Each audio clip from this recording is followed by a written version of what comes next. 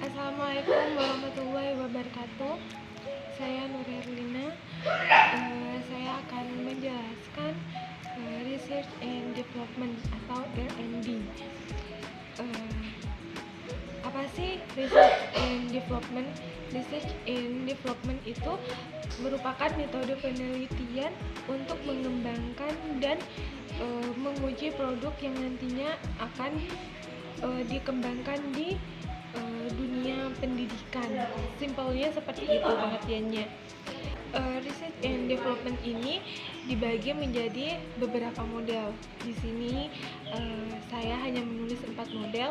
Yang pertama ada Work and Kill, terus yang kedua ada Dig and Carry, terus yang ketiga ada 4D, dan yang keempat ada ED.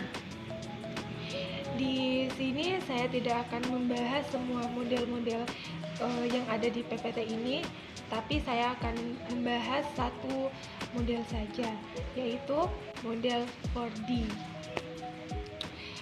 Model 4D ini memiliki beberapa tahap, yaitu ada definisi, terus selanjutnya ada perancangan, dan ketiga ada develop, dan yang terakhir ada disseminate. Pertama saya akan menjelaskan yang definisi. Definisi ialah terkait syarat pengembangan, atau mungkin sederhananya pada tahap ini ialah tahap analisis kebutuhan dalam pengembangan mengacu pada analisis dan pengumpulan data atau informasi sejauh mana nantinya perkembangan ini akan dilaksanakan. Nah, definisi sendiri ini juga memiliki beberapa tahapan kegiatan yang harus dilakukan juga. Yaitu yang pertama ada front end analysis atau analisa awal. Analisa awal ini dilakukan untuk mengidentifikasikan dan menentukan dasar permasalahan yang akan dihadapi dalam proses pembelajaran sehingga dapat melatar belakangi pengembangan ini. Terus selanjutnya ada genre analysis atau analisa peserta didik. Analisa peserta didik ini merupakan kegiatan mengidentifikasi bagaimana karakteristik peserta didik yang akan menjadi target atas pengembangan perangkat pembelajaran. Selanjutnya ada task analisis atau analisa tugas. Analisa tugas ini bertujuan untuk mengidentifikasi keterampilan yang dikaji peneliti untuk kemudian dianalisa ke dalam himpunan keterampilan tambahan yang mungkin akan diperlukan. Dalam hal ini, pendidik menganalisa tugas pokok yang harus dikuasai seperti dikuasai peserta didik agar peserta didik bisa mencapai kompetensi minimal dan yang ditetapkan. Kemudian ada konsep analisis atau analisa konsep. Dalam analisa konsep dilakukan identifikasi konsep pokok yang akan diajarkan, menuangkannya dalam bentuk hierarki, dan merinci konsep-konsep individu ke dalam hal yang kritis dan tidak relevan. Terus yang terakhir ada perumusan tujuan pembelajaran. Perumusan tujuan pembelajaran ini berguna untuk merangkum hasil dari analisa konsep dan analisa tugas, task analisis untuk menentukan perilaku objek penelitian. Selanjutnya di sini ada tahap desain atau perancangan. Nah, di tahap perancangan ini juga ada 4 langkah-langkah yang harus dilakukan. Yang pertama itu ada penyusunan standar tes.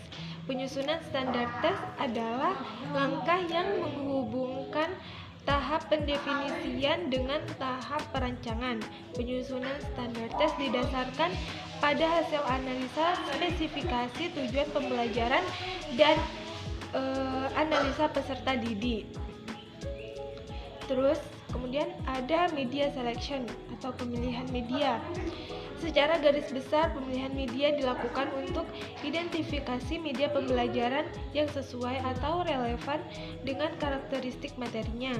Terus, pemilihan media didasarkan kepada hasil analisa konsep, analisa tugas, karakteristik peserta didik sebagai pengguna, serta rencana penyebaran menggunakan variasi media yang beragam.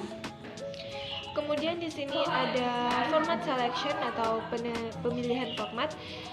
Pemilihan format dalam pengembangan perangkat pembelajaran ini bertujuan untuk merumuskan rancangan media pembelajaran, pemilihan strategi, pendekatan metode, dan sumber pembelajaran. Selanjutnya ada initial design atau rancangan awal. Rancangan awal adalah keseluruhan rancangan perangkat pembelajaran yang harus dikerjakan sebelum diuji coba atau sebelum dilakukan. Rancangan ini meliputi berbagai aktivitas pembelajaran yang terstruktur dan praktik kemampuan pembelajaran yang berbeda melalui praktek mengajar atau menggunakan praktek micro teaching. Kemudian slide selanjutnya ada tahap develop atau tahap pengembangan. Tahap pengembangan ini merupakan tahap untuk menghasilkan sebuah produk pengembangan. Tahap ini juga terdiri dari 2 langkah yang harus dilakukan. Yang pertama ada penilaian ahli. Penilaian ahli merupakan teknik untuk mendapatkan saran perbaikan materi dengan melakukan penilaian oleh ahli dan mendapatkan saran perbaikan perangkat pembelajaran yang dikembangkan selanjutnya, direvisi sesuai saran para ahli itu. Terus selanjutnya ada developmental testing atau uji coba pengembangan. Uji coba pengembangan dilaksanakan untuk mendapatkan masukan langsung berupa respon, reaksi, komentar peserta didik, para pengamat atas perangkat pembelajaran yang sudah disusun. Uji coba dan revisi dilakukan berulang dengan tujuan memperoleh perangkat pembelajaran yang efektif dan konsisten. Selanjutnya yang terakhir itu ada tahap penyebarluasan. Tahap akhir pengemasan akhir ini, difusi dan adopsi adalah yang paling penting meskipun sering juga diabaikan, tapi ini termasuk tahap paling penting juga. Tahap penyebarluasan dilakukan untuk mempromosikan produk hasil pengembangan agar diterima pengguna oleh individu, kelompok, atau sistem. Pengemasan materi harus selektif agar menghasilkan bentuk yang tepat. Oke, segitu aja penjelasan research and development dari saya. Sekurangnya mohon maaf. Assalamualaikum warahmatullahi wabarakatuh.